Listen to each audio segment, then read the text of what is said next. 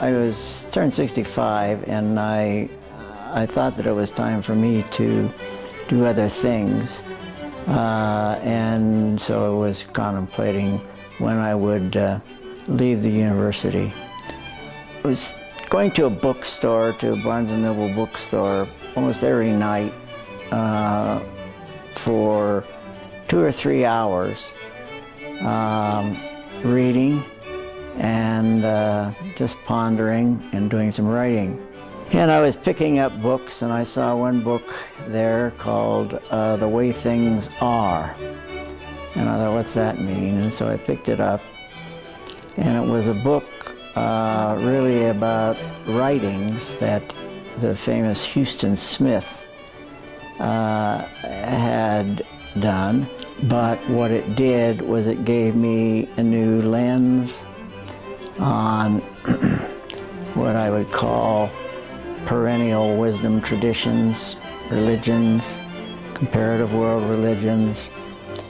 So the one thing about Houston Smith's work is that he cites a lot of other people, and so he gave me plenty of other people to be reading. Houston Smith was a gateway for me to begin it. And then from there, I went off into many different directions. The first person that interested me, for me to go about reading, was Aldous Huxley. And Huxley wrote a book in 1946 just titled The Perennial Philosophy. There are commonalities in all of the known world religions, and there's so many religions you can't even count them all. But the main ones that we all know about in both the Eastern and the Western worlds. And so I started studying perennial philosophy. Huxley got me directed that way.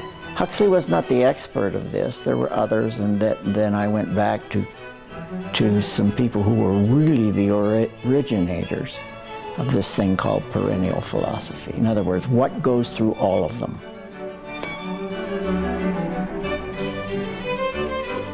To me, Houston Smith was the 20th century's most intensive and most understandable scholar of comparative world religions. Houston Smith was brought up until he was 19 years of age in China, because his parents were missionaries in a small Chinese village. And so he came to the United States to go to college, I think when he was about 19. And he had in mind to study world religions. But he did it in a very different way. He obviously knew about Christianity.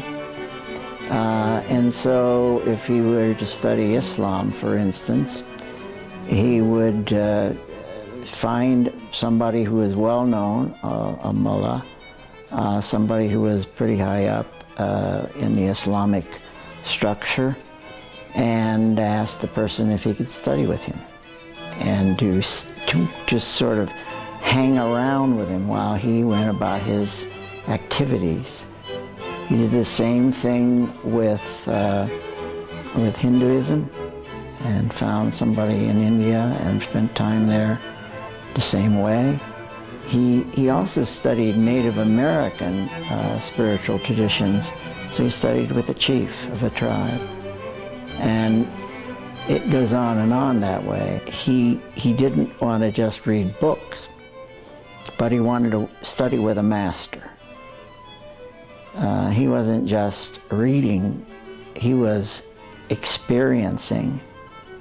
And I think that's what makes a lot of his writing so interesting. Houston Smith spent 15 years, I think it was, at Massachusetts Institute of Technology.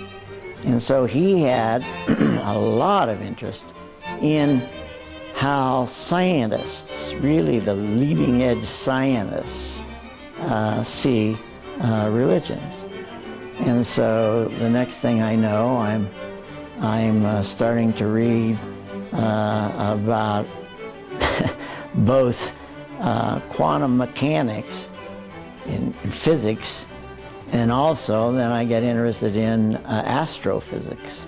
And that discussion brought me into reading some people who are very good scientists, including the guy that was the head of the Human Genome Project for 10 years, where they took different positions from most scientists. And I found that a very interesting period of my reading. One of the things I was led to was the Santa Fe Institute, group of brilliant, some Nobel laureate physicists from Los Alamos, which is very close to Santa Fe, and they started a process of bringing in others in other fields. And now it's broadened, and they study something which is relatively new and very interesting, called complexity science. And some university, I think, now has put in the first ever department of complexity science.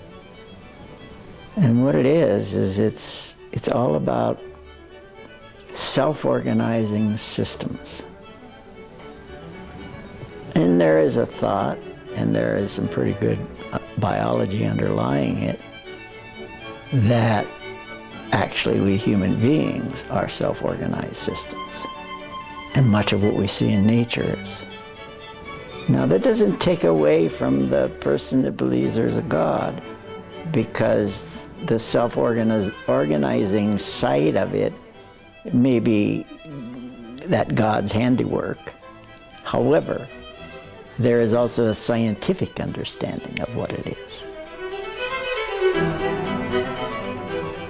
I got very interested in reading Karen Armstrong's work. A very prolific writer.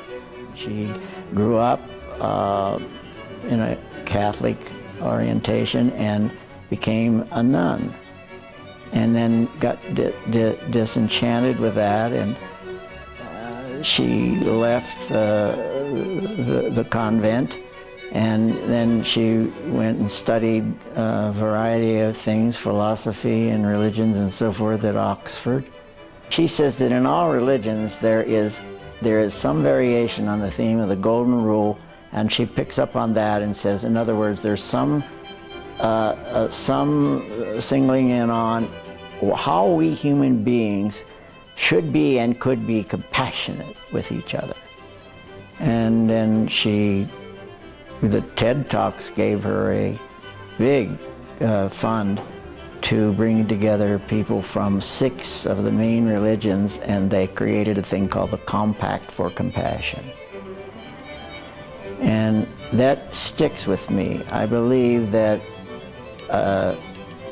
we all human beings would like to be compassionate with each other, but so many things get in the way.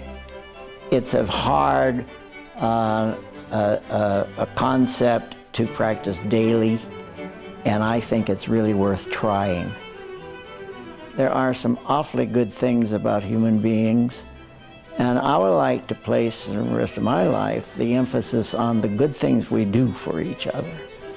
Human beings are capable of very good behavior toward each other.